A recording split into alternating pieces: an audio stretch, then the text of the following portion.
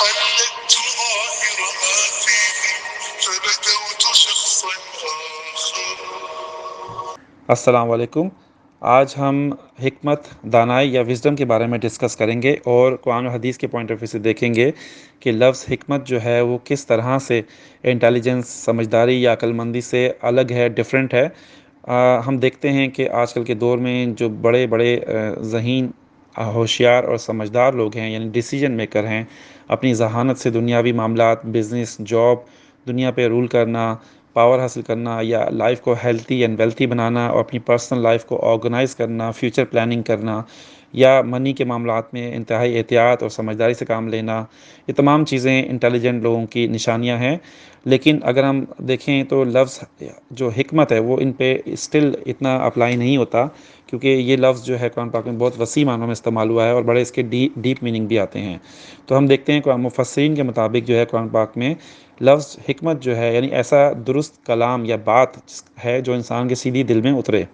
اب لفظ حکمت جو ہے وہ اس کا مطلب کیا ہے؟ وہ بصیرت ہے، یعنی جس کے ذریعے انسان حالات کے تقاضوں کو سمجھے، اس کے مناسب، اس کے مطابق اپنا بات کرے یا کام کرے. اور یہی لفظ جو ہے حکمت قرآن پاک میں ورائٹی آف انداز میں یوز ہوا ہے. ہم اس کا دیکھتے ہیں، فرسٹ مادہ جو ہے ہا، کاف اور میم ہے، اور اسی مادہ یعنی 3 حرف سے جو ہے لفظ حکم بھی بنتا ہے. یعنی مطلب کیا ہے کہ کسی چیز کا پختہ، مضبوط ہونا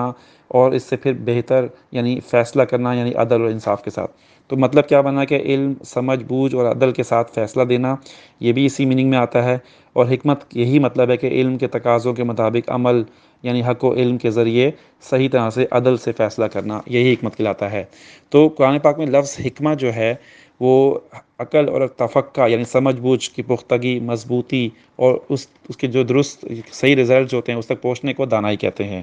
سورہ بقرہ آیت 269 میں ہے کہ یؤتی الحکمت من یشاء، یعنی وہی اللہ ہے جس کو چاہتا ہے وہ حکمت عطا کرتا ہے. تو یہ اللہ تعالیٰ کا ایک وعدہ اور ایک نعمت ہے کہ لوگوں کو، جن لوگوں کا تعالیٰ حکمت عطا فرماتے ہیں، خیر کثیر کہتے ہیں جس کو، وہ ان لوگوں کو مل جاتی ہے اور میں دانائی اور حکمت آ جاتی ہے. اب ایسے شخص جو ہے جس کو حکمت کی دولت ملی ہو، یعنی اس کو خزانہ ملا ہو، تو اس شخص کے اندر جو ہے آپ دیکھیں صحیح بصیرت یعنی دور اندیشی، صحیح قوت فیصلہ ایک پیدا ہو جاتا ہے، اور وہ شیطان کے سارے حربوں کو جانتا ہے اور وہ اس کے راستے پہ کبھی نہیں جاتا. اور شیطان کی طرز فکر کیا ہے کہ وہ زندگی بھر جو ہے کمانے اور عیش کرنے کے راستے پہ ڈالتا ہے. تو ایک دانا شخص یعنی کہ ایک حکیم شخص جو ہے اپنا دنیا سے تعلق اتنا ہی رکھتا ہے جتنی اس کو ضرورت ہے، یعنی کہ یہ اپنے دنیا کے معاملات کو، اپنے کاموں کو، اپنے اس مختصر سے زندگی میں سارے کاموں کو انجام بھی دیتا ہے اور اپنے اس تھوڑے سے ٹائم سے فائدہ اٹھا کے اپنے آخرت کے لیے بھی بندوبست کرتا ہے. تو یہی ایک شخص، حکیم شخص اور دانا شخص کی نشانی ہے. آج کل کے دور میں ہم دیکھتے ہیں کہ ایجوکیشن بہت عام ہے، لیکن دیکھا جائے تو صحیح طرح سے لوگوں کو علم کی جو ہے کمی ہے، اور اگر اور غور کریں تو حکمت جو ہے وہ بہت ہی کم ہے لوگوں میں. اب شریعت کے پوائنٹ آف ویو سے اگر دیکھیں تو حکمہ کا جو ورڈ ہے اس کا مطلب کیا ہے کہ علم و عقل کے ذریعے یعنی حق بات کو دریافت کرنا، پھر اس کو خوبصورتی سے اس کو شریعت کے مطابق اس کے معاملات کو ڈیل کرنا. اس طرح قرآن کی اصطلاح میں جو ہم نے بات کی کہ حکمت کا مطلب کیا ہے، نظری و عملی یعنی عقل سلیم کے ذریعے آپ، یا دوسرے لفظوں میں آپ کہیں کہ کمال دانش مندی اور دانائی سے اپنے تمام امور جو ہیں، کام جو ہیں، ان کو دینے کی صلاحیت ہو آپ میں، اور آپ کا فوکس آخرت ہو. سائیکالوجی یا نفسیات کے پوائنٹ آف ویو سے اگر ہم دیکھیں تو حکمت جو ہے یعنی کہ انسان کی دانائی جو ہے وہ اس کے ڈائریکٹ سینسز یعنی کہ حواس جو ہیں اس کے، ان سے رکھتی ہے، تعلق رکھتی ہے. مثلا اگر آپ دیکھیں کہ سننا، دیکھنا، کھانا پینا جو ہے، سمجھنا، یہ ساری قوتیں جو ہیں ان کا پرسیپشن یا ادراک جو ہے انسان کے حواس کے ذریعے ہوتا ہے، یعنی لیڈ کرتے ہیں اس کے سینسز. اور پھر اسی ذریعے سے انسان کی جو طرز فکر یعنی غور و فکر اس کے اندر پیدا ہوتا ہے، بصیرت پیدا ہوتی ہے، اور پھر دور اندیشی پیدا ہوتی ہے سوچنے سمجھنے کی. تو پھر انسان جو ہے انہی حواسز کے ذریعے، اپنے سینسز کے ذریعے انسان سچویشن کو سمجھتا ہے، پھر وہ دور اندیشی سے اس کو انالائز کرتا ہے، تجزیہ کرتا ہے، اس کو سمجھتا ہے، پلان کرتا ہے، اور پھر اس کو ڈیل کرتا ہے دانائی سے. تو یہی حکمت کہلاتی ہے. اب حکمت کیسے کی جائے؟ ایک سمپل بات ہے کہ آپ حق بات کو صحیح طرح سے، واضح اور سیدھی بات کو، جو کہ کسی دلیل کی ضرورت نہ ہو، خوبصورت انداز میں، موقع میل کے حساب سے آپ دوسروں تک بات کو پہنچائیں یا سمجھائیں. ہم دیکھتے ہیں قرآن پاک میں اللہ تعالیٰ نے اپنے آپ کو حکیم کا ورڈ یوز کیا ہے، اور بہت ساری آیات میں اللہ تعالیٰ نے اپنے لیے حکیم کا ورڈ ٹائٹل جو ہے بہت، دیٹ مینس کہ اللہ تعالیٰ جو ہیں وہ اس کائنات کو اتنی ذہانت، اتنی خوبصورت بنایا، تو واقعی اللہ تعالیٰ حکیم ہے. ان رب کا حکیم علیم، جیسے یہاں پر حکیم علیم کا ورڈ یوز کیا گیا، بے شک تیرا رب جو ہے بڑا ہی دانا اور علم رکھنے والا ہے۔ اسی طرح قرآن میں اللہ تعالیٰ نے ایک اور جگہ سورہ لقمان آیت 9 اور 27 میں دیکھیں کہ عزیز الحکیم کا ورڈ یوز کیا ہے، یعنی بہت زبردست کنٹرول کرنے والا اور حکمت والا۔ پھر ایک بہت ساری جگہوں پہ حکیم الخبیر کا ورڈ یوز کیا ہے، یعنی کہ حکمت والا اور خبر رکھنے والا، یعنی باخبر۔ تو اگر ہم دیکھیں کہ حکیم کی جو بنیادی صفات یعنی کوالٹیز کیا ہیں، کہ ایسا شخص جو اس کو عقل و فہم و علم ہو اس کو، اور ساتھ ساتھ اس کے اندر وہ سمجھ ہو اور وہ کنٹرول بھی کر سکے اور وہ عدل بھی کر سکے، اور اس کے علاوہ وہ باخبر اور ہوشیار سمجھدار بھی ہو۔ یعنی یہ ساری کوالٹیز ایک سمجھدار شخص والی جو ہوتی ہیں وہ حکیم میں آلریڈی ہوتی ہیں۔ اب ہم دیکھتے ہیں اللہ تعالیٰ کے بعد جو ہے قرآن پاک جو ہے تعالیٰ نے جو نازل کیا، اس میں سورہ زخرف آیت نمبر 4 میں دیکھیں کہ قرآن پاک کو کیا کہا گیا ہے کہ نہایت ہی بلند پایا یہ کتاب ہے اور حکمت سے بھری ہوئی ہے۔ یعنی پورا کا پورا قرآن پاک آپ دیکھیں قرآن حکیم حکمت سے بھرا پڑا ہوا ہے، جیسا کہ سورہ یونس آیت 1 میں بھی ہے، الف لام را تلکا آیات الکتاب الحکیم، کتاب الحکیم، یعنی یہ وہ کتاب ہے جو حکمت و دانش سے لبریز ہے، بھری پڑی ہوئی ہے۔ اب یہ حکمت و دانش وہی ہے جو ہم ڈسکس کر رہے ہیں سورہ نساء آیت 113 میں دیکھیں کہ اللہ تعالیٰ نے تم پر کتاب حکمت کی نازل فرمائی۔ سورہ احزاب کے اندر بھی دیکھیں آیت 34 میں کہ تمہارے گھروں میں اللہ تعالیٰ کی آیات اور حکمت کی جو تعلیم دی جاتی ہے۔ یعنی ان تمام آیات کا کیا بیسک آئیڈیا کیا ہے کہ قرآن مجید جو ہے جس میں جو دین شریعت، اصول، قواعد، ضوابط، وہ تمام جو بتائے گئے ہیں، وہ سارے شرعی جو عقائد ہیں، سب کچھ ہیں، وہ سب حکمت سے بھرپور ہیں۔ اگر آپ پڑھیں گے تو سمجھیں گے۔ لیکن یہی قرآن حکیم جو ہے اس میں حکمت کے اگر آپ نے خزانے تلاش کرنے ہیں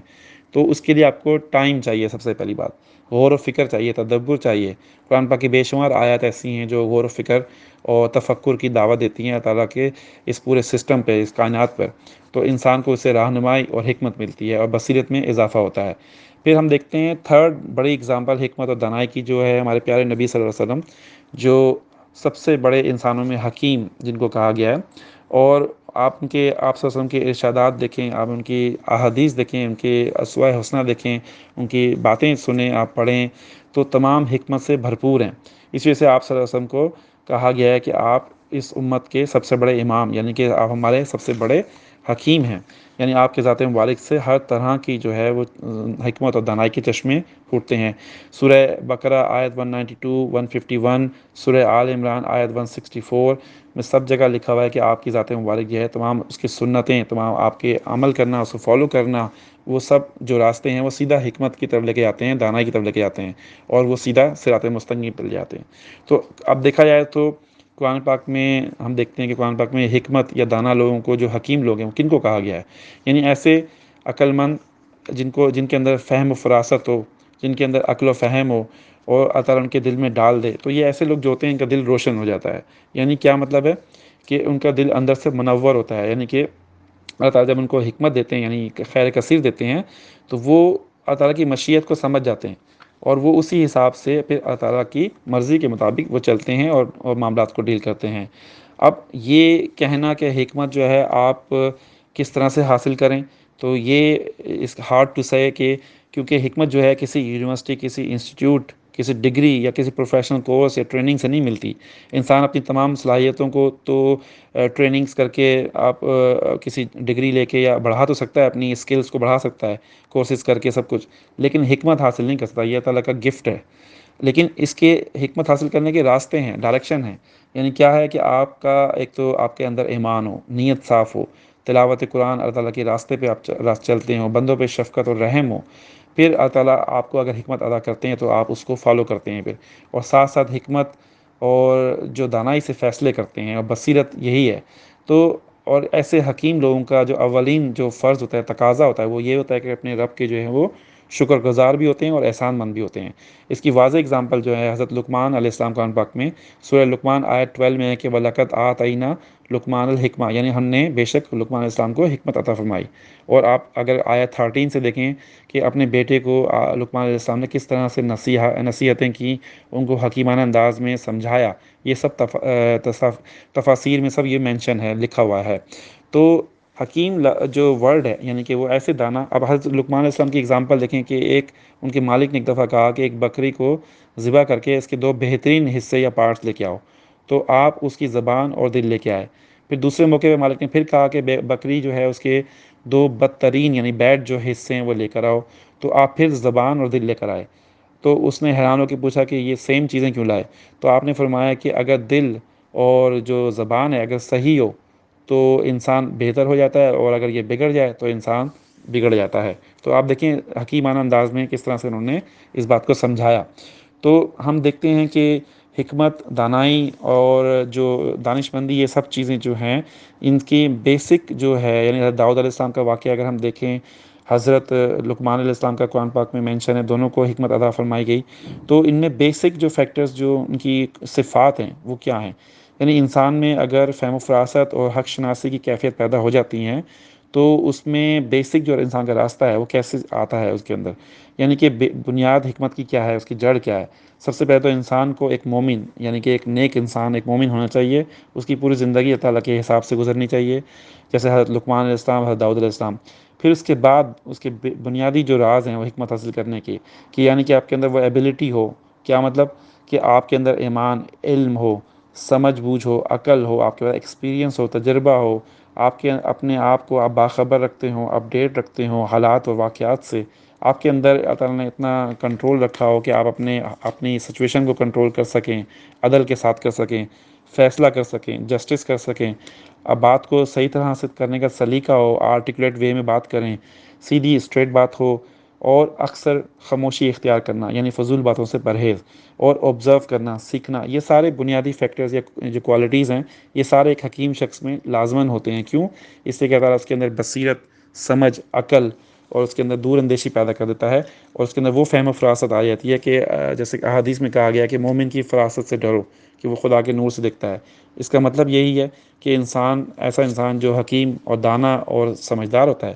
وہ صرف اور صرف جو ہے وہ فوکس اس کی آخرت ہوتی ہے، اور لیکن جب دنیا میں رہتا ہے تو دنیا میں اس طرح رہتا ہے کہ اس کے سارے معاملات جو ہیں وہ اس کی لمٹ جو ہوتی ہے لمیٹڈ ہوتی ہے، یعنی کہ جتنی ضرورت ہوتی ہے اس حد تک انوالو ہوتا ہے، اور جو اس کے معاملات ہوتے ہیں دنیاوی یا دوسرے، ان سب میں حکمت اور دانائی اور اچھی جسٹس اور عدل کے ساتھ وہ فیصلے کرتا ہے، اور اس کے آس پاس جو لوگ ہوتے ہیں وہ بھی اس سے مستفید یعنی کہ فیضیاب ہوتے ہیں اور بینیفٹس اٹھاتے ہیں۔ اور ایسے حکیم اور دانا شخص کو اللہ تعالیٰ ہم سب کو ایسی لوگوں کی صحبت نصیب فرمائے اور ایسے لوگوں کے قریب رہنے کی توفیق دے تاکہ انسان اس سے سیکھ سکے بہت کچھ۔ تو انشاءاللہ پھر نیکسٹ ٹاپک پہ بات ہوگی۔ اللہ حافظ۔